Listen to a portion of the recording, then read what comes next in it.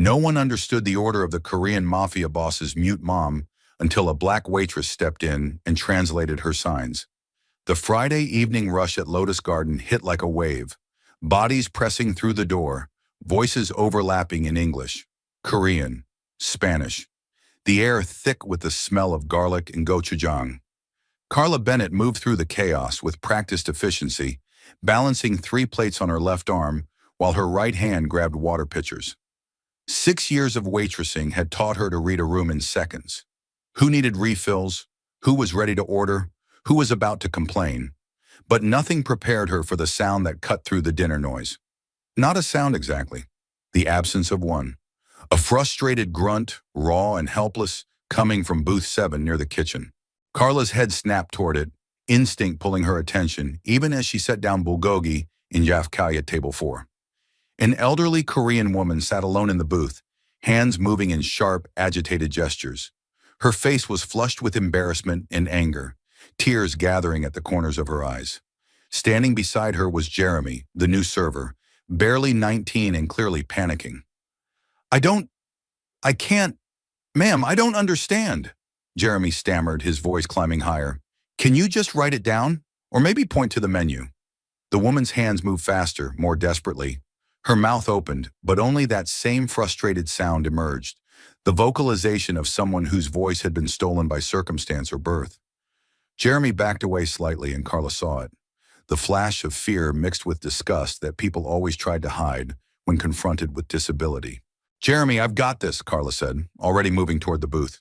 She set her tray on the adjacent table and slid into the seat across from the woman, whose hands had frozen mid-gesture, eyes wide with surprise at Carla's approach.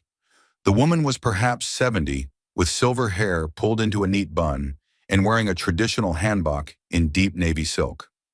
Formal, expensive, the kind worn for important occasions.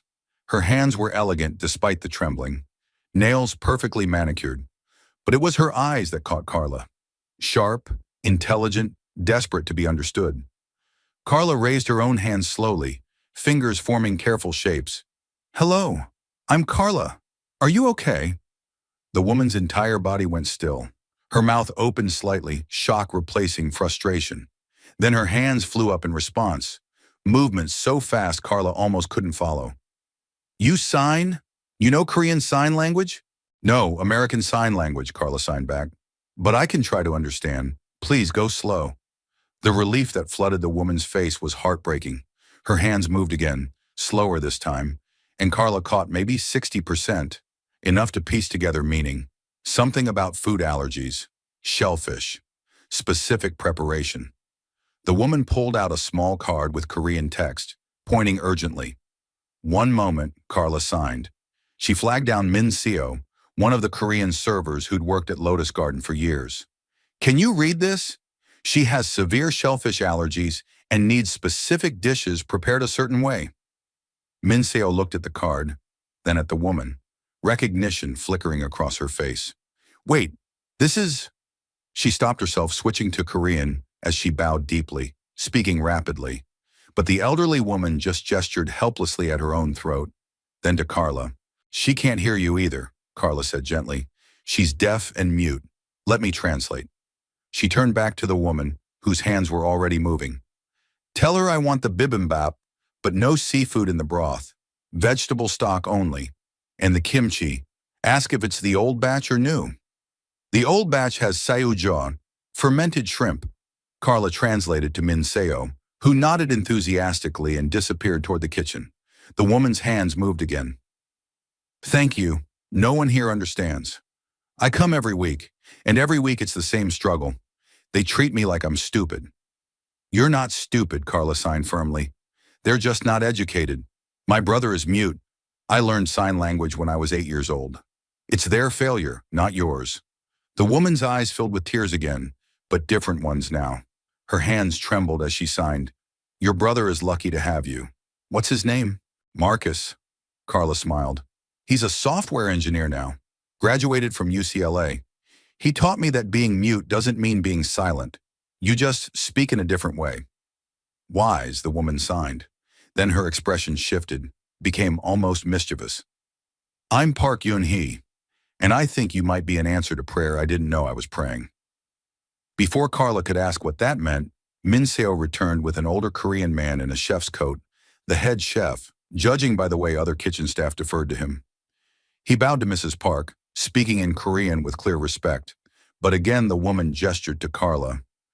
She needs you to translate, Min Seo said, looking uncomfortable. This is complicated. The chef wants to confirm everything twice because Mrs. Park is important. Important how? Carla asked, but Min Seo just shook her head. Carla turned back to Mrs. Park. The chef wants to confirm your order personally.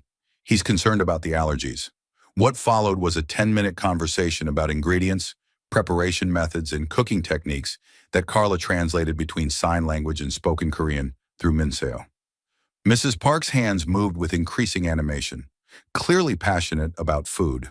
The chef nodded, asking detailed questions, his initial nervousness giving way to professional respect as he realized Mrs. Park knew her cuisine.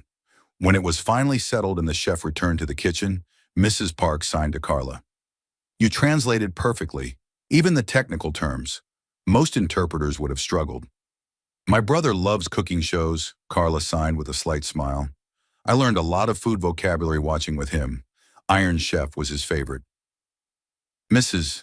Park laughed, a silent laugh, shoulders shaking, eyes crinkling with genuine joy. Then she gestured for Carla to sit, which Carla did, aware that she had 4 other tables waiting, but somehow unable to pull away from this woman's magnetic presence. How long have you worked here, Mrs. Park asked. 3 months. I moved to LA from Oakland last year. Needed a fresh start. Running from something or toward something? The question was too perceptive. Carla hesitated, then signed honestly. Both.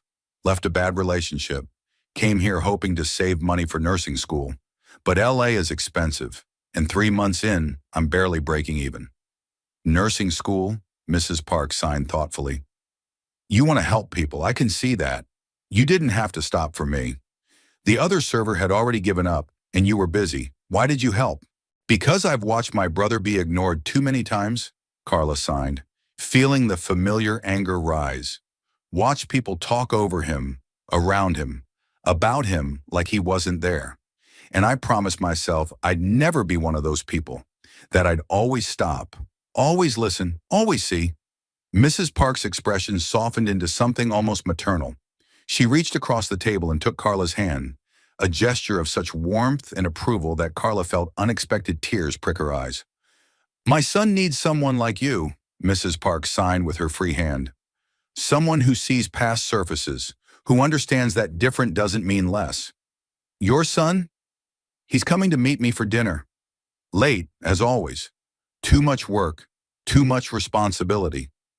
Mrs. Park's signs carried affectionate exasperation. He's a good man, but lonely. He doesn't trust easily, doesn't let people close. But you, I think he might listen to you. Carla felt a flutter of unease. This felt like matchmaking, and she'd had enough of being set up by well-meaning people who thought a relationship would fix her life. Mrs. Park, I appreciate that, but I'm really not looking for... The restaurant's front door opened with enough force to make people turn. The Friday dinner noise seemed to dim, conversations dropping in volume as attention shifted toward the entrance. Carla turned to look and felt her breath catch. The man who entered was striking in a way that made people stare. Korean, late 20s, tall with broad shoulders, filling out a charcoal suit that probably cost more than Carla's car. But it wasn't just his looks or his clothes. It was the way he carried himself. The quiet authority of someone who expected the world to rearrange itself around him. His dark eyes swept the restaurant with the calculation of someone always assessing threats, always planning exits. 2 men followed him, clearly security. They fanned out, taking positions near the door in the kitchen entrance. The new server, Jeremy, nearly dropped a tray. Min Seo bowed so deeply Carla thought she might tip over. And the restaurant manager appeared from the back office, practically sprinting over to greet the newcomer with stammering deference. Mr. Park, we weren't expecting such an honor. Please, your usual table. The man, Mr. Park, waved him off with barely a glance, his eyes scanning the room until they landed on booth 7, on his mother. His severe expression softened fractionally. and he moved toward them with purposeful strides. Carla started to slide out of the booth, suddenly aware she was sitting at what was clearly a family dinner. But Mrs. Park's hand tightened on hers, holding her in place. The elderly woman's other hand moved in quick signs. "Stay. This is important." Mr. Park reached the booth and stopped, his eyes moving from his mother to Carla with undisguised surprise. Up close, he was even more intimidating. Sharp features, a thin scar cutting through his left eyebrow, eyes that seemed to see through every defense Carla had built. He spoke in Korean, voice deep and controlled, but Mrs. Park just gestured to Carla. "She says she needs me to translate," Carla said, finding her voice despite her racing heart. "Your mother is deaf and mute. I was helping her order." Something flickered in Mr. Park's eyes. Surprise, then assessment, then something else she couldn't quite read. He signed then, movements sharp and economical. "You know sign language?" "Yes," Carla signed back, surprised he was fluent. "Your mother needed help." The staff didn't understand. His jaw tightened almost imperceptibly. He turned to the manager, who was hovering nearby, and said something in Korean that made the man go pale and start apologizing profusely. Then Mr. Park slid into the booth next to his mother, across from Carla, his attention fully on her now. "I'm Park Soo-jin," he signed. "This is my restaurant." Carla's stomach dropped. This was her boss, the owner she'd never met, who everyone spoke about in hushed tones, who apparently visited so rarely that his appearance caused this level of disruption. "I'm Carla Bennett. I work here. I didn't realize. How long has my mother been coming here?" His signs were precise, controlled, but Carla could see tension in the set of his shoulders. Mrs. Park's hands moved, every Friday for 6 months. "This is the first time anyone understood me without me having to bring your sister to translate." Soo-jin's expression went completely still, a blankness that Carla recognized, the mask people wore when they were feeling too much. He turned to Carla. "You translated her order, her allergy requirements, everything." "Yes. And you work here. How long?" 3 months. Why didn't anyone tell me my mother was struggling?" The question wasn't directed at Carla, but his eyes held hers, something dangerous and protective burning beneath the surface. "Maybe they didn't realize," Carla signed carefully. "Or maybe they were afraid to tell you." That struck something. Soo-jin's eyes narrowed slightly, and Carla realized she'd said too much. Implied that he was someone people feared, which, given the way the entire staff was currently pretending not to stare while obviously staring, was probably accurate. Mrs. Park's hand came down on the table gently but firmly, pulling both their attention. "Stop interrogating her, Soo-jin. Carla helped me out of kindness, not obligation. The first person in months to treat me like a person instead of a problem." "That shouldn't have happened," Soo-jin signed, his movements sharp with barely controlled anger. "You shouldn't have to struggle in my own restaurant." "I wasn't struggling today," Mrs. Park signed back, her hands soft and warm. "Because of Carla. So instead of being angry, perhaps say thank you." Soo-jin looked at Carla again, and she felt pinned by his gaze. "Thank you," he signed finally, "for seeing my mother, for helping her. Anyone would have—" "No." His signs were definitive. "They wouldn't." "You did. That means something." The moment stretched between them, charged with something Carla didn't want to name.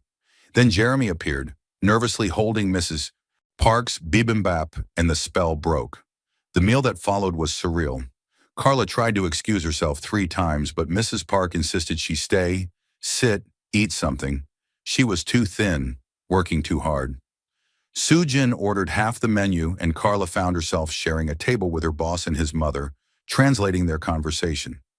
She learned that Mrs. Park had lost her hearing and voice to complications from measles when she was 5, that she'd raised 3 children, Soo-jin, a younger sister, and a younger brother, while navigating a world that rarely accommodated her, that she was a master of Korean traditional arts, teaching embroidery and painting to other deaf students, that she was sharp-witted, funny, and had no patience for people who underestimated her.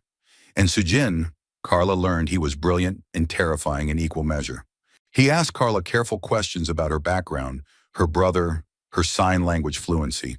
Never invasive, but thorough enough that Carla understood he was someone who gathered information like weapons. When she mentioned nursing school, his eyes sharpened with interest.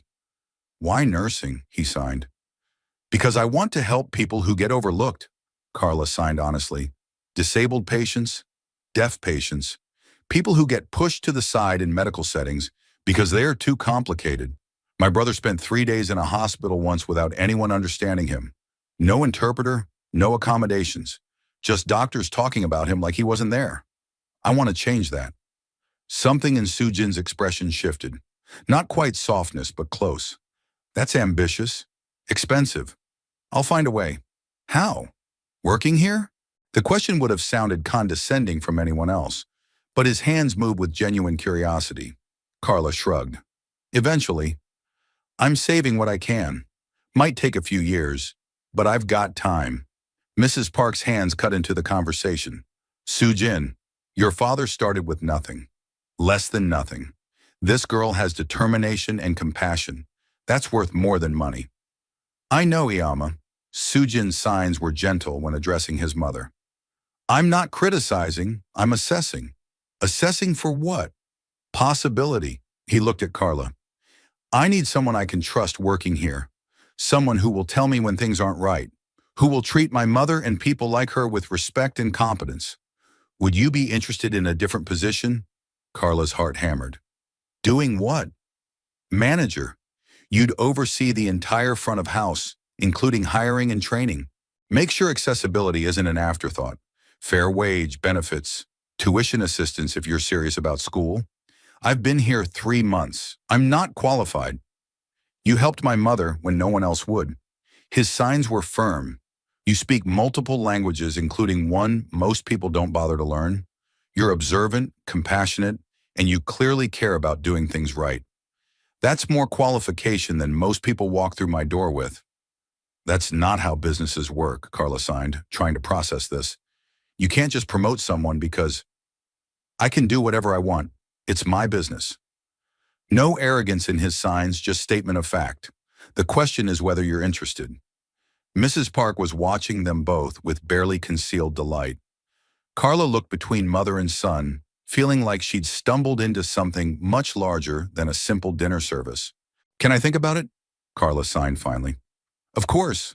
Sujin pulled out a business card, sliding it across the table. My private number.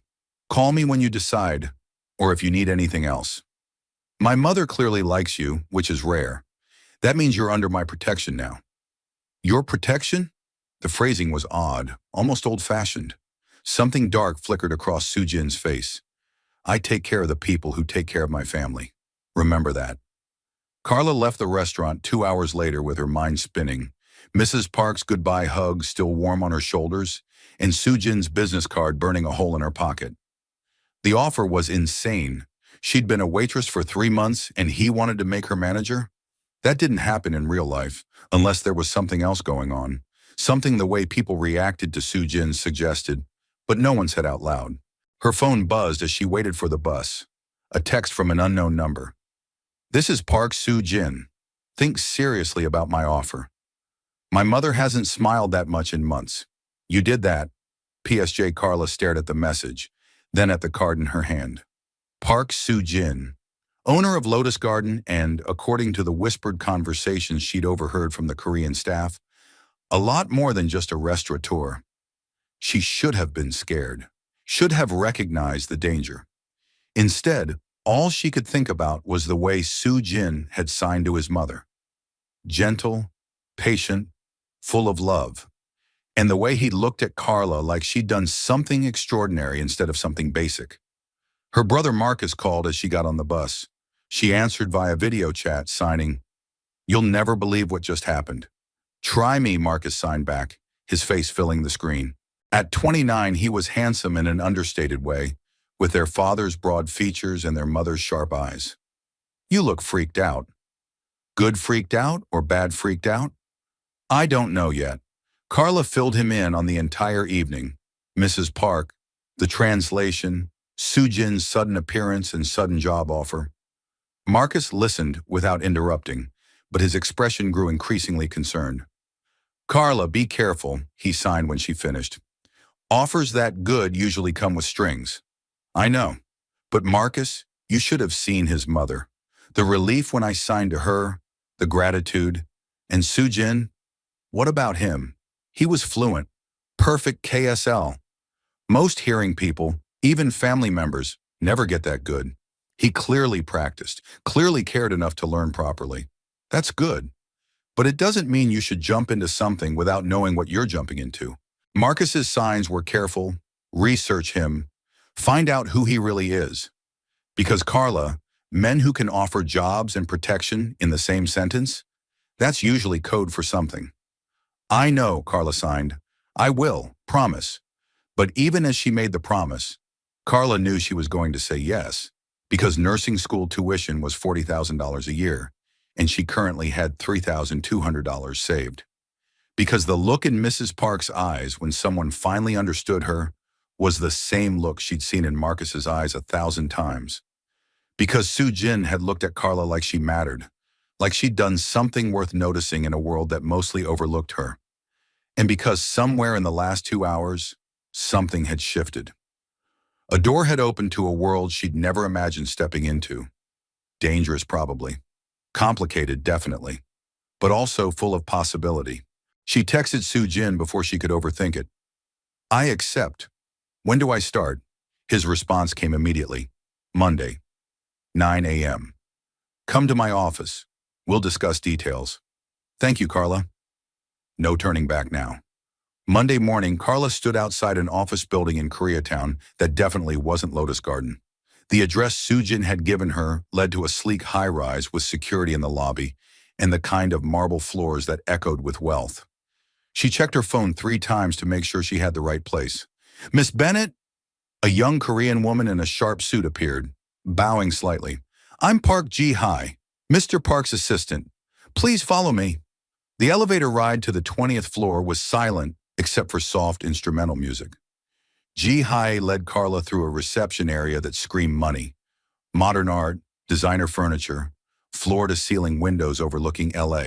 The door to Sujin's office was heavy wood, probably imported. Inside, Sujin sat behind a massive desk, but he rose immediately when Carla entered.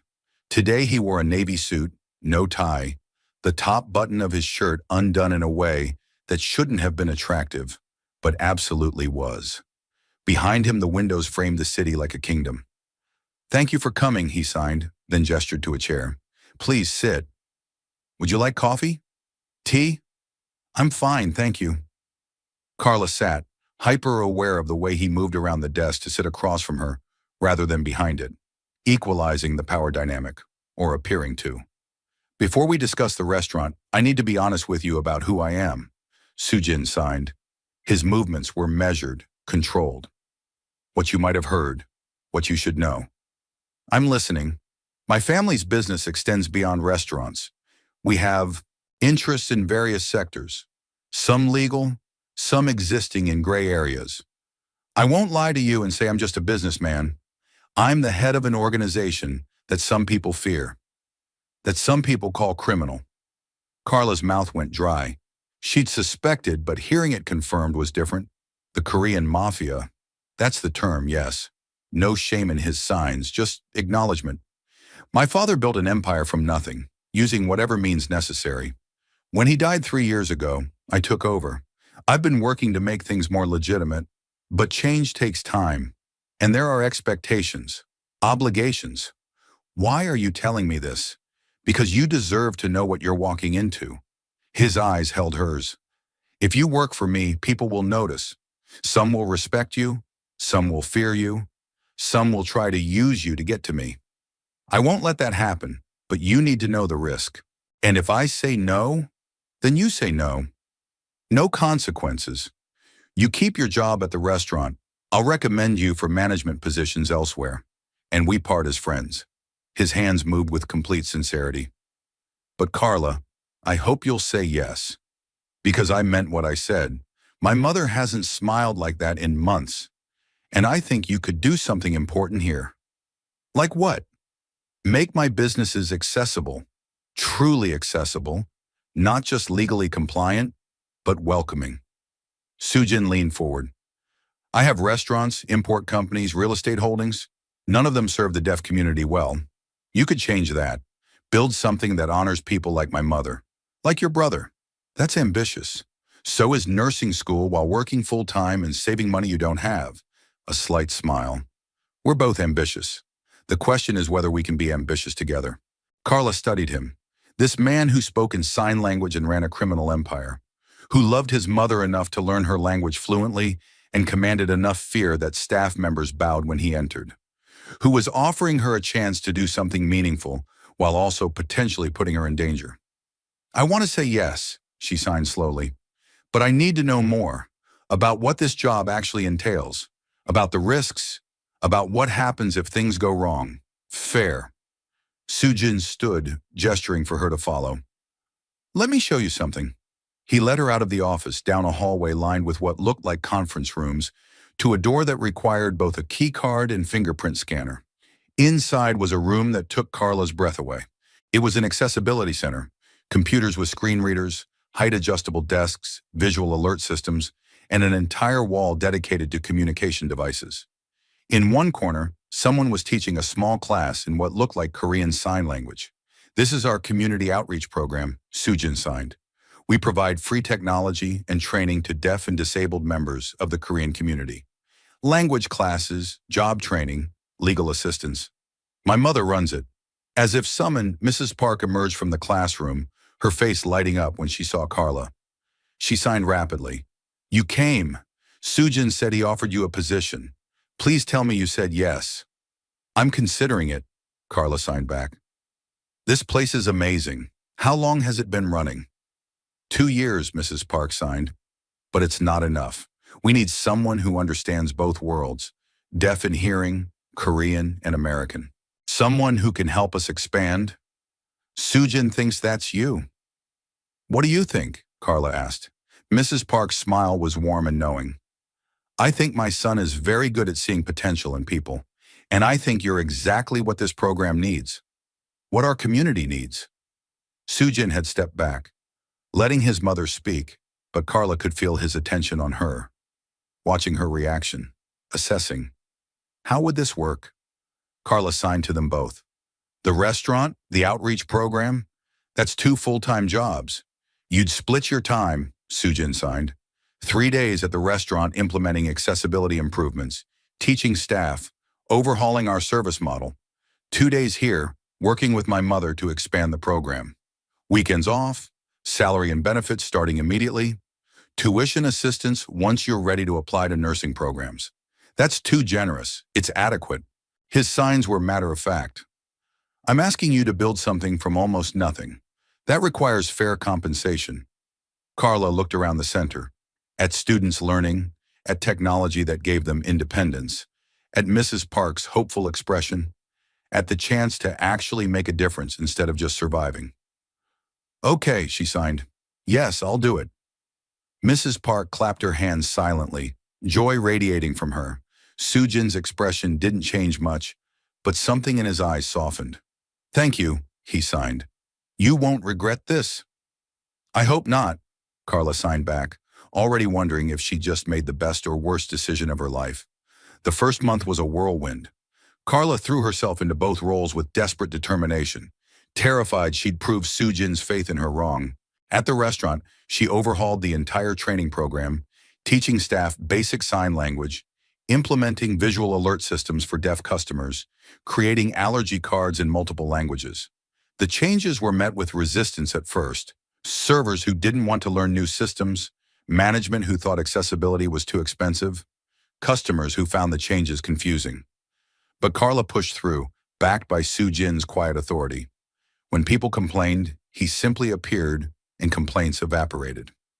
At the community center, she worked alongside Mrs. Park to expand programming. They added English classes for deaf immigrants, job placement services, even a small cafe where deaf baristas could gain work experience. Mrs. Park taught Carla Korean Sign Language, their hands flying as they planned and built and dreamed. And gradually, Carla began to understand Sujin's world. She saw the way people deferred to him, the mix of respect and fear. Noticed the security that followed him everywhere. Heard whispered conversations stop when she entered rooms. Felt eyes tracking her movements when she left the building. But she also saw unexpected kindness. Sujin funding medical care for a staff member's sick child, threatening a landlord who tried to evict a deaf family, showing up at the center to help move furniture with his sleeves rolled up and his careful distance briefly dropped. He was complicated, dangerous and protective, cold and passionate, a man who could orchestrate violence with one phone call and then sit patiently teaching an elderly deaf woman how to use a new communication device. And Carla, God help her, was falling for him. It happened gradually, then all at once. The way he signed good morning every time he saw her, even when he was on the phone or in a meeting. The way he remembered details, her brother's birthday, her favorite coffee order, the fact that she was allergic to mangoes. The way he watched her when he thought she wasn't looking, with an intensity that made her skin prickle with awareness. But he never crossed lines, never touched her unnecessarily, maintained careful professional distance even when Carla caught him staring. And that restraint, that respect, somehow made her want him more. 2 months in, everything changed. Carla was closing the restaurant on a Tuesday night. Most of the staff had already left, just her and the kitchen crew finishing cleanup. She was in the office counting receipts when the lights went out. Complete darkness. No emergency lights, no exit signs, nothing. Carla froze, heart hammering. Then she felt it. Vibrations. Footsteps. Multiple people moving through the restaurant. She pulled out her phone, hands shaking, and texted Sujin. Something's wrong at the restaurant. Lights out. People inside. The response came immediately. Get to the walk-in freezer. Lock yourself inside. I'm coming. Carla moved through the darkness, using her phone's flashlight, trying to stay quiet. She could see shadows near the front of the restaurant. 3, maybe 4 people, moving deliberately, searching. She made it to the kitchen, past the prep stations, to the massive walk-in freezer at the back. Slipped inside and pulled the door shut, engaging the interior lock. The cold bit into her immediately. She was in a thin shirt and slacks, completely unprepared. Her phone buzzed. Are you safe? Yes. In the freezer. It's cold. Stay there. 5 minutes. Can you last 5 minutes? I think so. Be strong. I'm almost there. The cold was already seeping into her bones. Carla wrapped her arms around herself, teeth starting to chatter. She could see her breath in the flashlight beam. 4 minutes. She could do 4 minutes. Through the thick freezer door, she felt, rather than heard, impacts. Vibrations that suggested violence. She pressed herself against the wall, praying Sujin would get there in time. Praying whoever was out there wouldn't think to check the freezer. Then the door handle rattled. Someone trying to get in. Carla's breath caught. The lock held, but for how long? She looked around desperately for a weapon, found nothing but boxes of frozen food and metal shelving. The rattling stopped. Footsteps retreating, then new footsteps. Different rhythm, heavier. More vibrations suggesting struggle. And finally, finally, the door opened. Sujin stood there, suit jacket torn, a cut above his eyebrow bleeding, but whole. Behind him, 3 men lay unconscious on the kitchen floor, and his security team was zip-tying their hands. He stepped into the freezer, and Carla launched herself at him without thinking. He caught her, arms wrapping around her shaking body, and for a moment, they just stood there. Then he pulled off his jacket and wrapped it around her shoulders, hands moving rapidly. Are you hurt? No, just cold. What happened? Rival organization. They were looking for financial records, trying to find leverage. His jaw was tight with barely controlled fury. They shouldn't have gotten this far. Someone betrayed me. Gave them access codes. Did they hurt anyone else? The kitchen staff got out through the back. You were alone. His hands trembled slightly. You could have been killed, but I wasn't. You got here in time. Barely. He cupped her face with one hand, the other signing, I'm so sorry. This is exactly what I warned you about. The danger of being associated with me. Sujin, you should quit, right now. Walk away before this gets worse. I'll give you excellent references, help you find something safe. But Carla, I can't. His signs broke off, jaw clenching. Can't what? I can't lose you. The admission was raw, honest. And if you stay, eventually someone will hurt you to hurt me. I can't bear that thought. Carla's hands came up to still his. Then she signed slowly, deliberately. I'm not going anywhere. I'm not that easy to scare off. You should be scared. I'm scared. Of what? Of how much I care about you. His eyes held hers. Of how you've become essential in 2 months. Of how I think about you constantly. Of how I'm violating every rule I have about keeping distance from people I employ. Carla's heart was thundering now, and not from fear. What are you saying? I'm saying that I'm falling for you. Have been since that first night when you helped my mother. And it's the most dangerous thing I could possibly do, because now you're a target. Now you're leverage. Now you're... Carla kissed him, cut off his signs with her mouth, rising on her toes to reach him. For a frozen second he was still, shocked.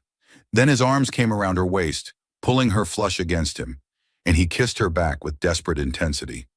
When they finally broke apart, both breathing hard, Carla signed, I'm falling for you too. And I'm not quitting. I'm not leaving. I'm staying right here, building something with your mother, learning from you, being scared and doing it anyway. You're crazy, probably, but you like it. His laugh was startled, genuine. I do. God help me, I do. They kissed again, softer this time, and Carla felt something settle into place. This was insane, dangerous, completely inadvisable, and also completely right. Word spread quickly that Soo-jin and Carla were together. Some people in his organization were supportive. Mrs. Park was delighted, his younger sister approving, but others were less enthused. The old guard whispered that Soo-jin was distracted, weakened by a woman. Rivals saw an opportunity. The threats escalated. Carla's apartment was broken into, nothing stolen, just a message left in Korean characters she had to get translated. Leave while you can. Her car was keyed. Strange men followed her on the street until Soo-jin's security intervened. Through it all, Soo-jin became increasingly protective. He wanted her to move into his penthouse, surround herself with guards, stop working at the restaurant, but Carla refused to let fear control her life. I won't be a prisoner, she signed firmly during an argument in his office. I won't hide. That's not living. Then what do you call dying? Soo-jin shot back. Because that's what will happen if you keep taking risks. Then protect me better, but don't cage me. They fought and made up and fought again. Two stubborn people trying to build a relationship in impossible circumstances. But through it all, the connection between them deepened. Carla learned Soo-jin's tells, the way his signs got sharper when he was stressed, how he rubbed his scar when thinking hard. Soo-jin learned hers, how she hummed, though she couldn't hear it, when she was anxious, how her signs got smaller when she was hurt. And slowly, impossibly, they built something real. 4 months into their relationship, Soo-jin's world collapsed. It started with a raid. Federal agents swarming his businesses, seizing records, arresting key members of his organization. Soo-jin himself was taken into custody on charges of racketeering, money laundering, and conspiracy to commit murder. Carla found out from the news, saw Soo-jin in handcuffs being led from his office building, his expression blank and controlled. She called Mrs. Park immediately, found her in tears at the community center. They're saying terrible things, Mrs. Park signed, hands trembling. That he ordered killings, that he's been running drugs, that he's a monster. Where is he now? County jail. Arraignment tomorrow. Our lawyer is working on bail, but the charges are serious. I'm going to see him. Can you arrange it? Mrs. Park nodded, already pulling out her phone. The jail was a nightmare of bureaucracy and hostility. Carla waited 3 hours for a 15-minute visitation window, sitting in a room that smelled like disinfectant and despair. When Soo-jin finally appeared behind the glass partition, her heart broke. He looked exhausted, hair disheveled, the cut above his eyebrow reopened, wearing an orange jumpsuit that seemed designed to strip away dignity. But when he saw Carla, his eyes lit with such relief that she had to blink back tears. They picked up the phone handsets, and Soo-jin signed with his free hand. You shouldn't be here. This is going to get uglier. Where else would I be? Carla signed back. You think I'd abandon you now? I'd understand if you did. Carla, these charges are federal. If they prove even half of what they're claiming, I'm looking at decades in prison. Are they true? The charges.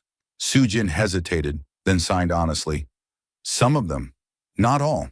The murder charge is fabricated. A rival's killing being pinned on me.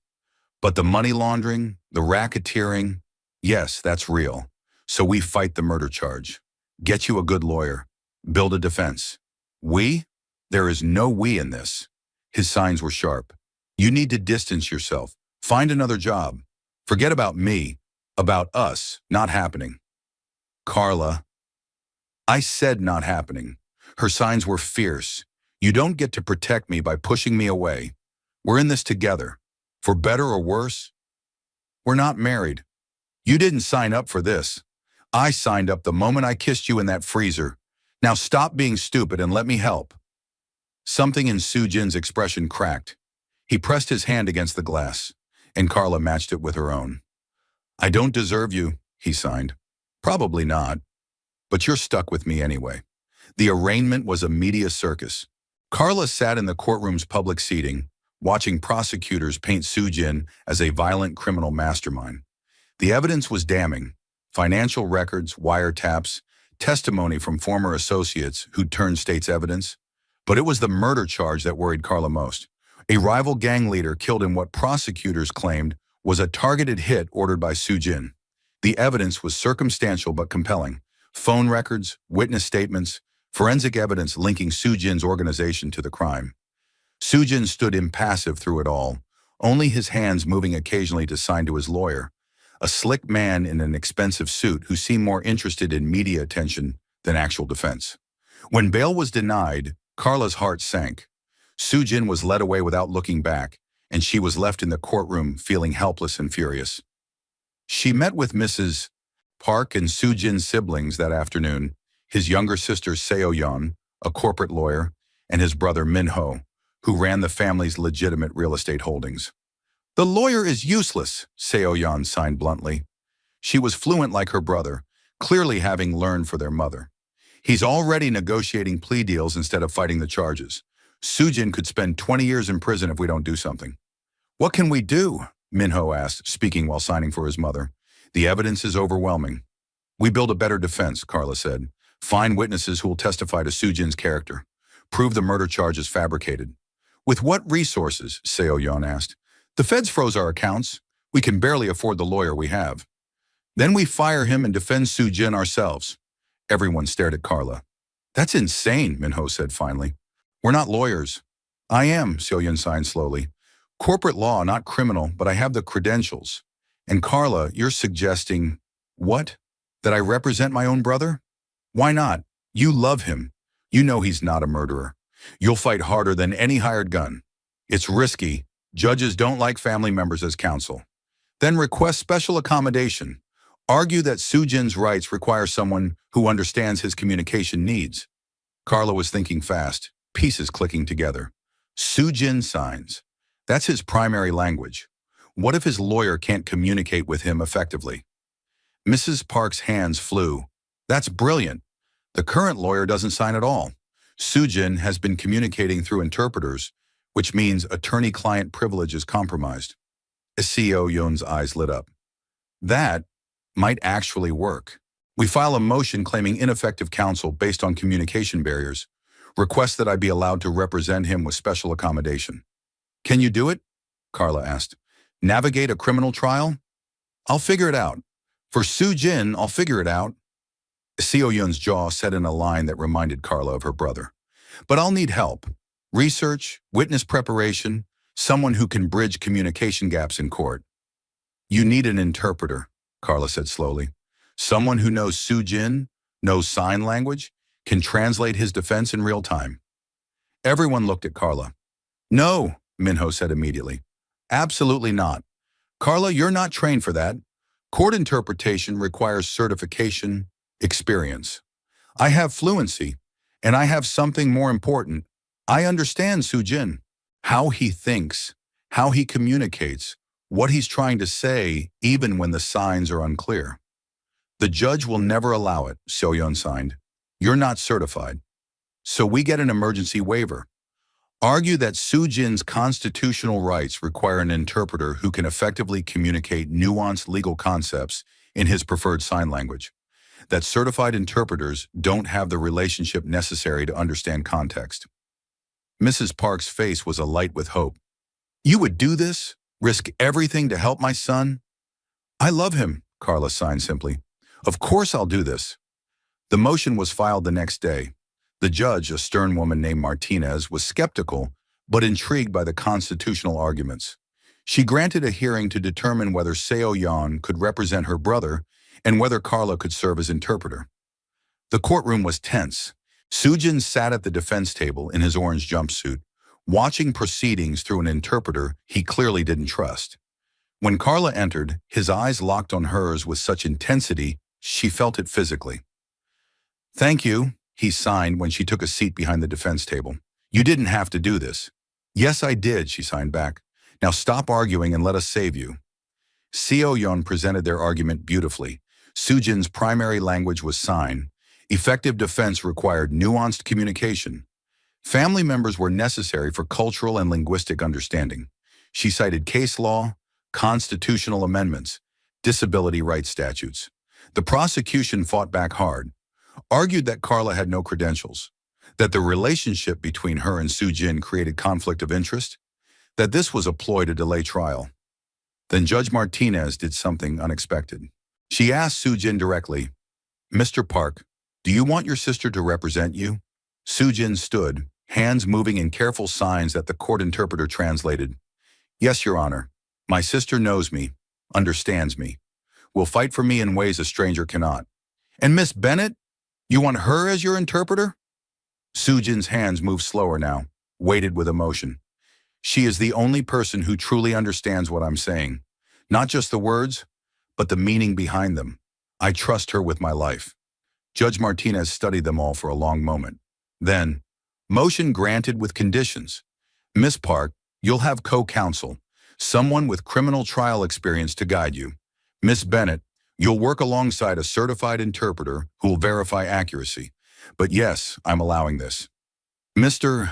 Park's right to effective assistance of counsel outweighs procedural concerns. The relief was overwhelming. Soo-jin's hands moved rapidly. Thank you, thank you, thank you. Save it, Carla signed back. We haven't won anything yet. Now comes the hard part. The next 6 weeks were brutal. Carla basically moved into Seo-yeon's office, spending 18-hour days reviewing evidence, preparing defense strategies, conducting mock examinations. She learned legal terminology and sign language, practiced translating complex concepts, studied Soo-jin's case until she could recite evidence in her sleep. Mrs. Park brought food, kept them caffeinated, provided emotional support. Minho handled business matters, keeping the legitimate companies running while Soo-jin was incarcerated. And Carla visited Soo-jin every chance she got, updating him, strategizing, and just being present. Their relationship deepened in that impossible time. Conversations through glass partitions and phone handsets, signing about life and death and everything between. Soo-jin told her about his childhood, his father's violence and love, his promise to build something better. Carla shared her fears, her dreams deferred, her determination to prove everyone who'd underestimated her wrong. When this is over, Soo-jin signed during one visit, assuming I don't spend the next 20 years in prison, I want to marry you. Carla's breath caught. That's the second most depressing proposal I've ever heard. Second most? The first was in a freezer while people were trying to kill us. Soo-jin's laugh was silent, but his shoulders shook. I'm terrible at this. But Carla, I mean it. You're it for me. The person I want beside me for whatever time I have left, whether that's 50 years or 50 days. Ask me again when you're free, Carla signed, when we're not talking through glass. The trial began on a Monday in late September. The courtroom was packed. Media, law enforcement, members of Korean organized crime on both sides of the legal spectrum, and Carla sitting at the defense table with her heart in her throat. Soo-jin was brought in wearing a suit his family had provided, charcoal gray, perfectly tailored, transforming him from prisoner back to the powerful man Carla knew. He sat between Seo-yeon and the co-counsel Judge Martinez had appointed, but his eyes found Carla immediately. Ready? he signed. Are you? With you here? Yes. The prosecution's case was damning. They presented evidence of Sujin's criminal organization, wiretaps of him ordering violence, financial records showing money laundering, testimony from former associates detailing illegal operations. The murder charge came with forensic evidence, witness statements, and phone records supposedly proving Sujin had ordered the hit. For 2 weeks, Carla translated prosecution testimony, watching the jury's expressions grow increasingly hostile. Sujin remained impassive, but she could see the tension in how his hands rested on the table, how his jaw clenched whenever particularly damaging evidence was presented. Then came the defense's turn, and Seo-yeon was magnificent. She systematically dismantled the prosecution's timeline, showing inconsistencies in witness testimony, challenging forensic evidence, presenting Sujin's legitimate business operations as the source of his wealth. But the murder charge remained problematic. The evidence was circumstantial but compelling. Sujin's organization had motive, opportunity, and the phone records showed calls between him and associates just hours before the killing. We need something more, Seo-yeon signed during a lunch recess. Something that proves Sujin didn't order that hit, because if we can break the murder charge, the rest becomes manageable. What about his phone? Carla asked. The actual phone, not just records. Could forensics show if calls were made from his phone or just appeared to be from his number?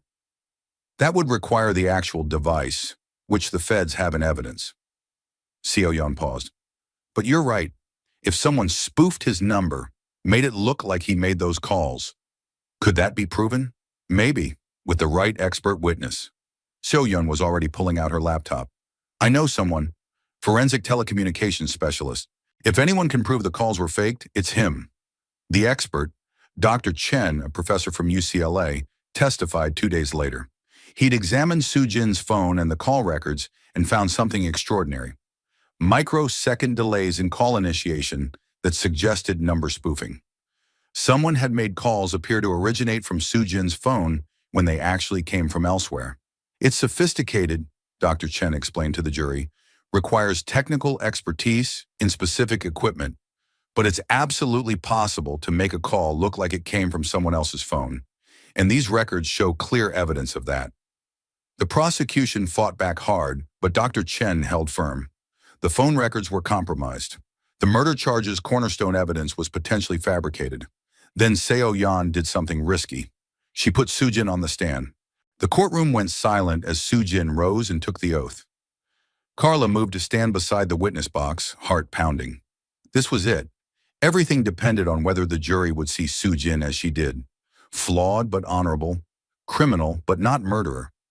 Seo-yeon began gently, establishing Sujin's background, his father's legacy, his efforts to transition to legitimate business, his commitment to the Korean community. Then she asked the critical question, did you order the murder of Lee Dong-hyun? Sujin's hands moved and Carla translated, her voice steady despite her racing heart.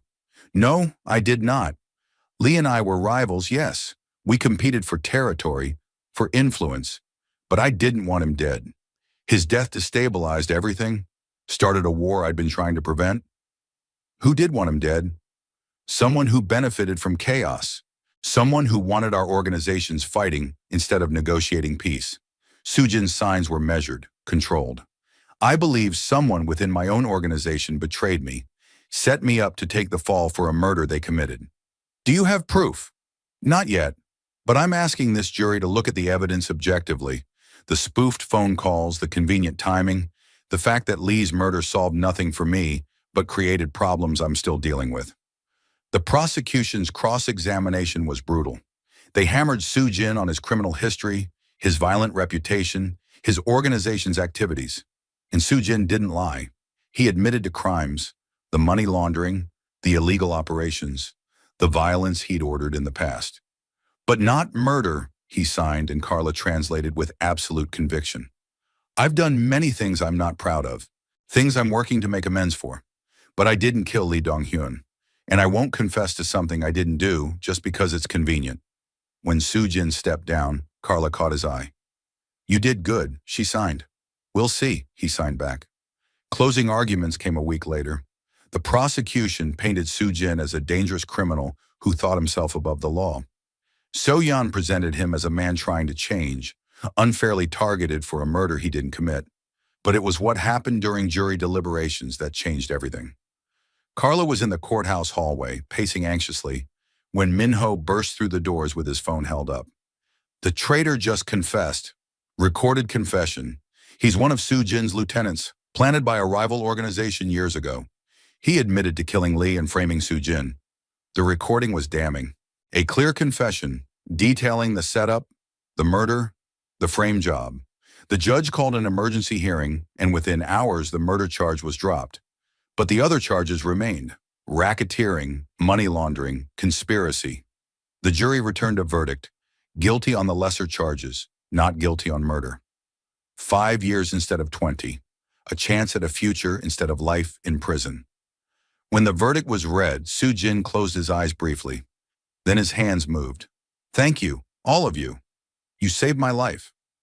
Soo-jin was transferred to a federal facility in California, minimum security given the nature of his convictions. Carla visited every week, continuing to help run his businesses and the community center with Mrs. Park's guidance. The first year was hard. Long drives to the prison, conversations through phones and glass, the ache of being apart. But Soo-jin used the time well, took classes, worked with his lawyer to formalize the transition of his illegal operations to legitimate business, and wrote Carla letters in careful sign language diagrams.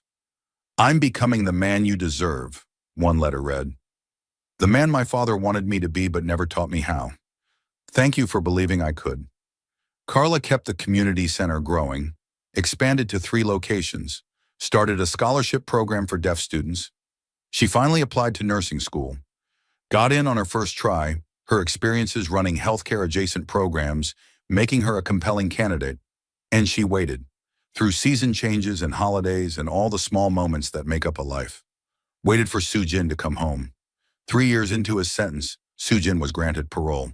Carla was there the day he was released, standing outside the prison gates in a purple dress, his favorite color on her. He walked out into sunshine, and for a moment they just stared at each other. 3 years since they'd touched. 3 years of glass barriers and phone receivers.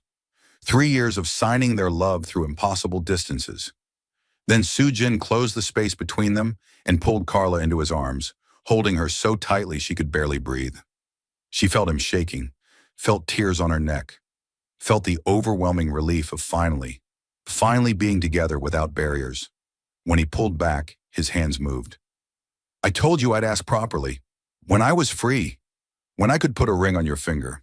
He got down on one knee right there on the prison parking lot asphalt and pulled a small box from his pocket. Carla Bennett, will you marry me? Will you build a life with me, with all my flaws and all my past, and let me love you for the rest of my days? Yes, Carla signed, tears streaming down her face. 1,000 times yes. They married 6 months later in a small ceremony at the community center. Mrs. Park officiated. She'd gotten ordained specifically for the occasion.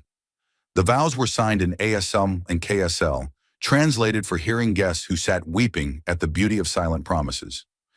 I promise to always see you, Carla signed, to understand not just your words but your heart, to stand beside you in darkness and light, to build a world where people like your mother, like my brother, like everyone we love, are celebrated instead of tolerated.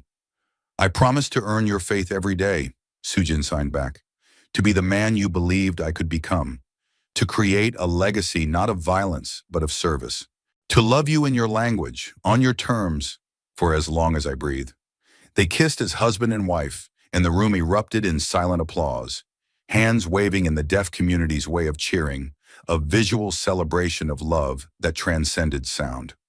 5 years later, Carla stood in the newest location of Park Community Center, a massive facility in downtown LA, offering everything from deaf education to job training to healthcare services.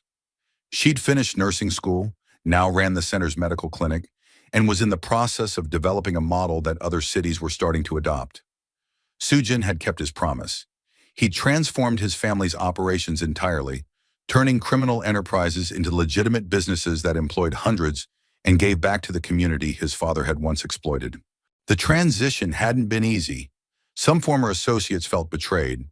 Rivals saw weakness. But Soo-jin had navigated it all with the same strategic mind that had once made him dangerous. Now he was dangerous in a different way. A philanthropist and advocate whose influence opened doors for deaf and disabled communities across California.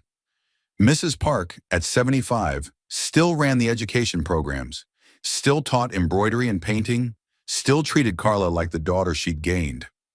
Marcus visited from Oakland regularly, having found community and acceptance in the centers his sister had helped build. And on Friday evenings, without fail, Carla and Soo-jin closed the restaurant early and had dinner in booth 7, the same booth where Carla had first met Mrs. Park, where she'd stopped to help when no one else would, where everything had changed. "What are you thinking about?" Soo-jin signed, reaching across the table to take her hand. "That night, the first time I saw your mother struggling, how easily I could have walked past, how different everything would be if I had. But you didn't. You stopped. You saw. You helped." His thumb traced circles on her palm. "That's who you are, Carla. The person who stops, who sees, who helps. It's why I fell for you. Why I'll love you until I die. Even though I got you arrested and sent to prison, especially because of that." His signs were serious despite the light tone. "You saved my life, not just in court. You saved my soul, made me want to be better, showed me a different way forward. I'd go through it all again if it meant ending up here, with you."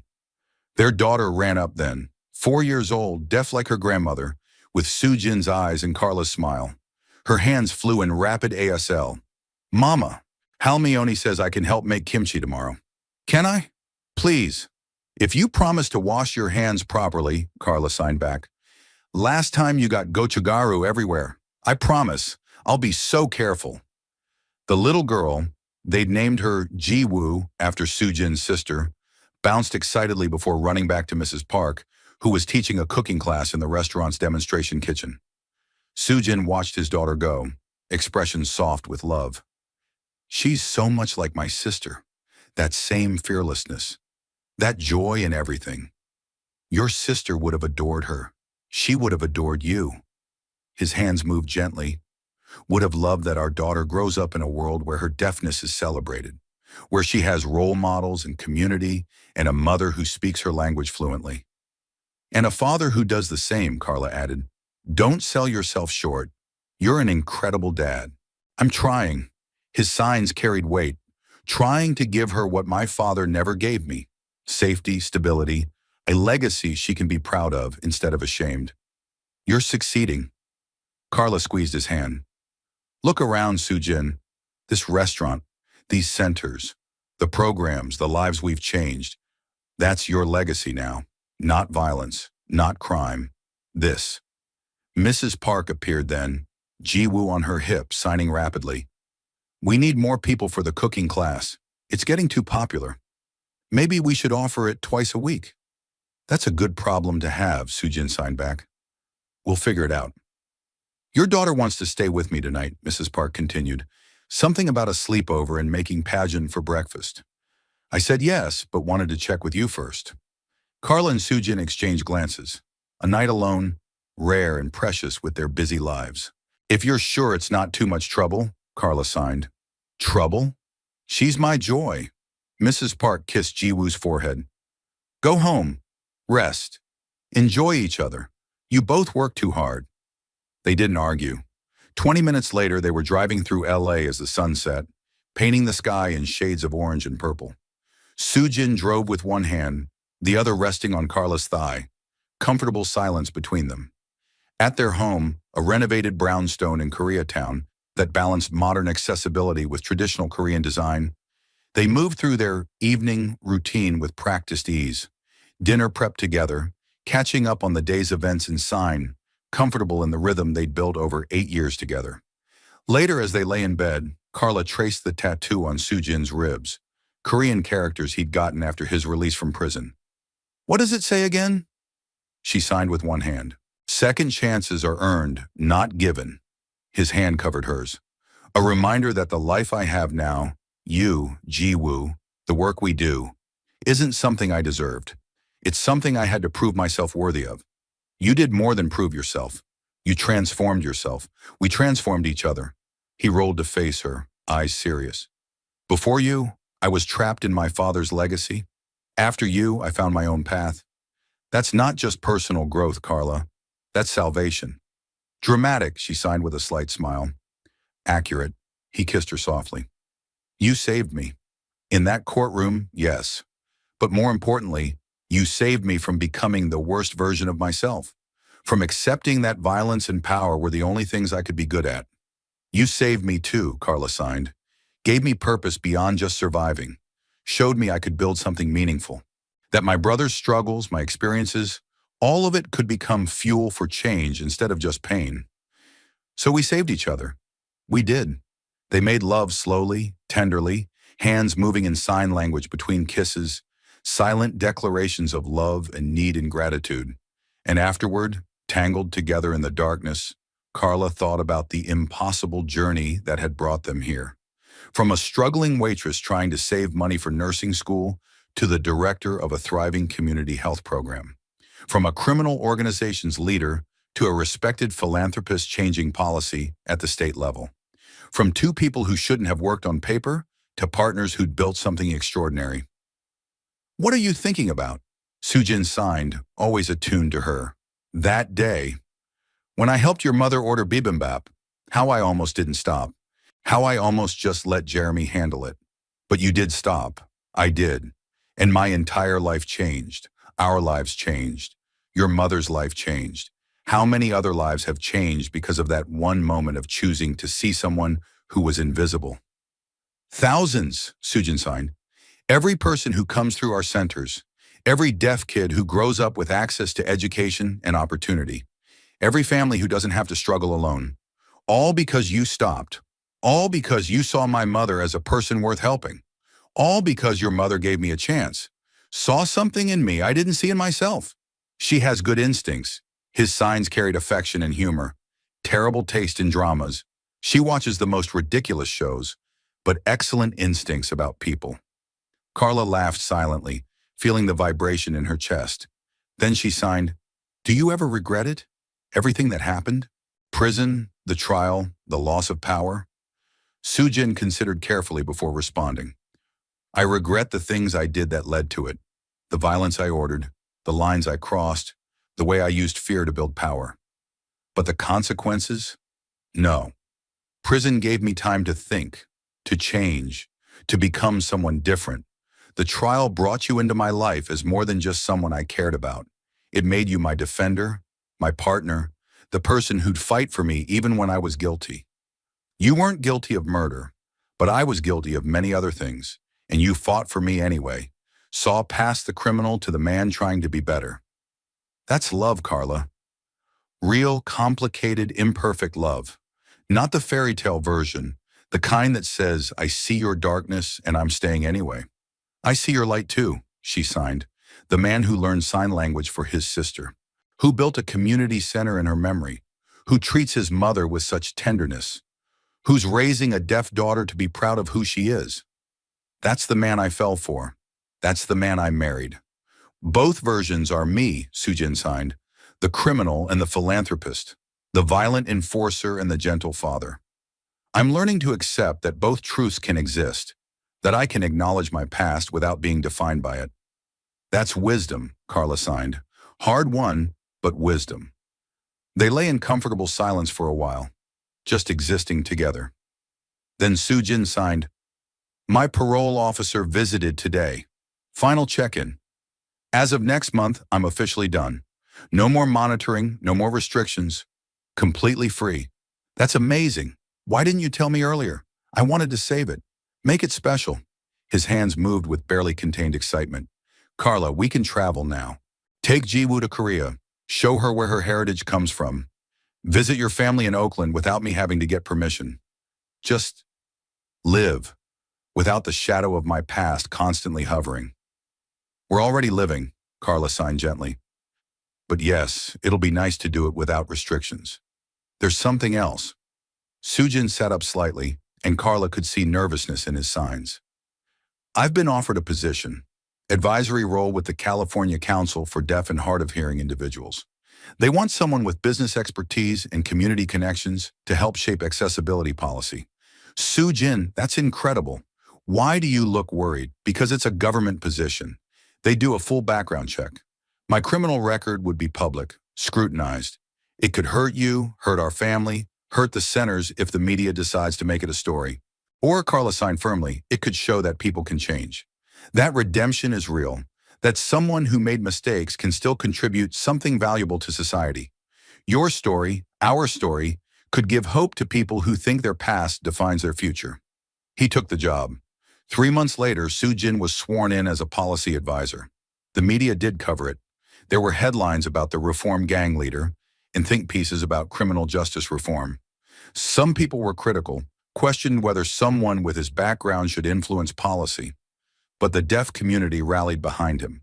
Hundreds of testimonials about how park community centers had changed lives, how Soo Jin's work had created opportunities where none existed before, how his unique perspective, someone who'd been marginalized by the criminal justice system, made him exactly the right person for the role.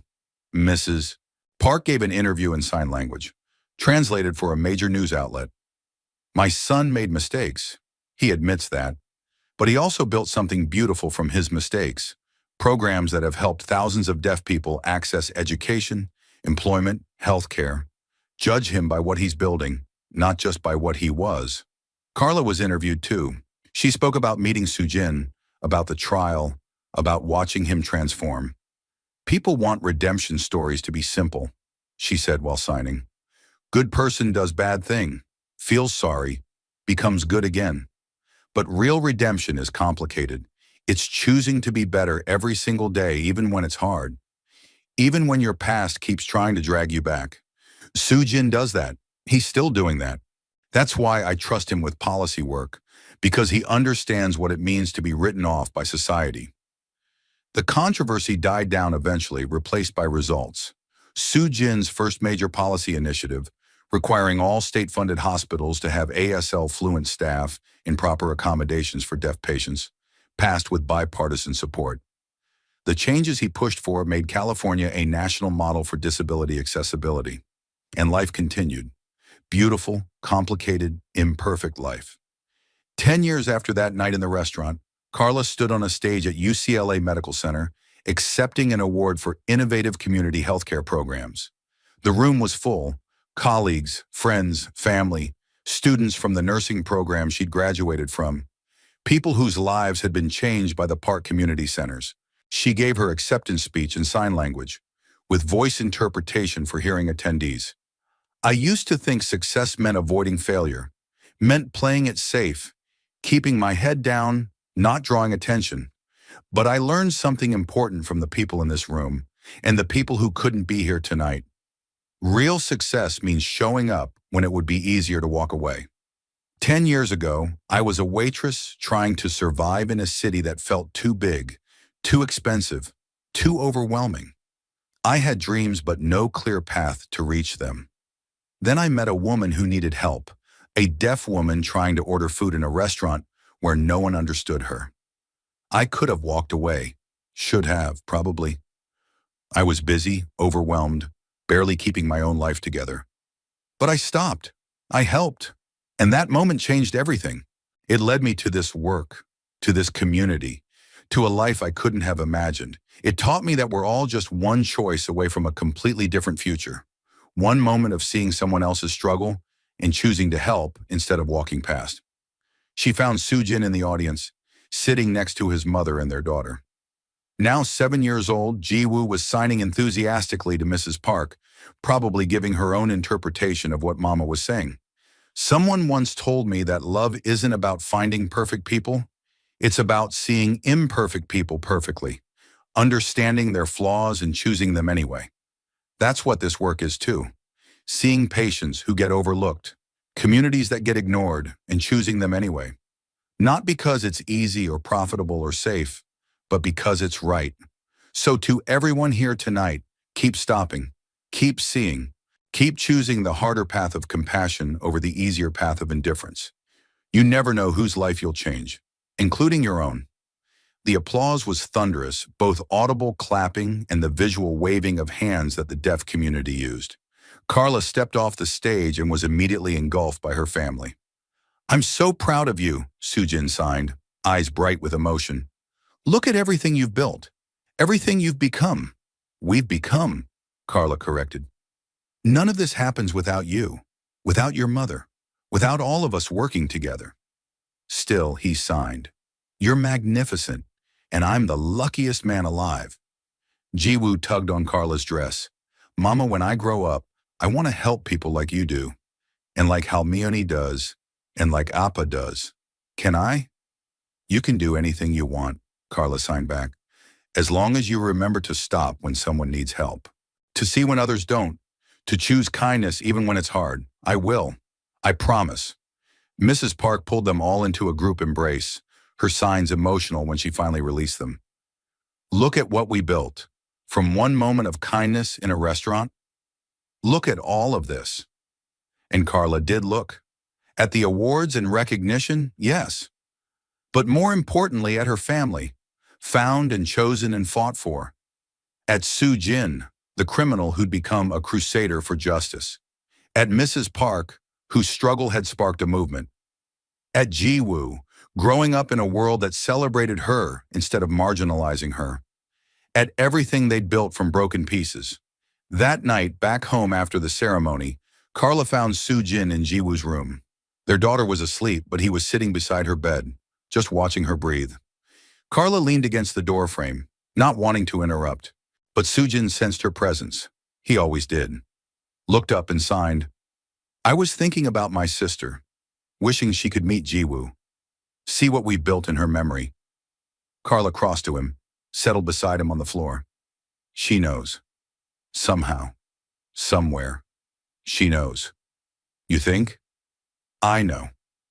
Carla took his hand, "Because everything good in your life stems from the love you had for her, the sign language you learned, the empathy you developed, the determination to honor her memory. That all led you to your mother that night in the restaurant, which led you to me, which led to Jiwoo. It's all connected. I like that idea. That she's still guiding me somehow. She is. Through you. Through the work you do in her name. Through the way you're raising your daughter to be proud of who she is." Carla's hands moved gently. Jiwoo's legacy isn't just the centers or the programs. It's the ripple effect of love. One person teaching another to see differently, who teaches another, who teaches another. Infinite connection. Sujin was quiet for a long moment. Then, "Do you ever regret it? Everything we've been through? The danger, the trial, the years of struggle?" "Never," Carla signed without hesitation. "I regret that you had to suffer, that we lost time to your incarceration, that our journey was so hard. But regret choosing you, choosing this life? Never. Not for a second. Even knowing what you know now? All my flaws, all my past sins, all the complications I brought into your life, especially knowing all of that." Her signs were fierce, "Because I didn't fall in love with some perfect fairy tale man. I fell in love with you. Complicated, flawed, trying his best you. The man who learned sign language for his sister. Who prosecutes himself harder than any judge could. Who spent a decade proving he's more than his worst moment. I don't deserve you. Stop saying that." Carla cupped his face with one hand, signing with the other. "You've earned me. Every day you earn me. By being a good father, a good husband, a good man. By choosing to build instead of destroy.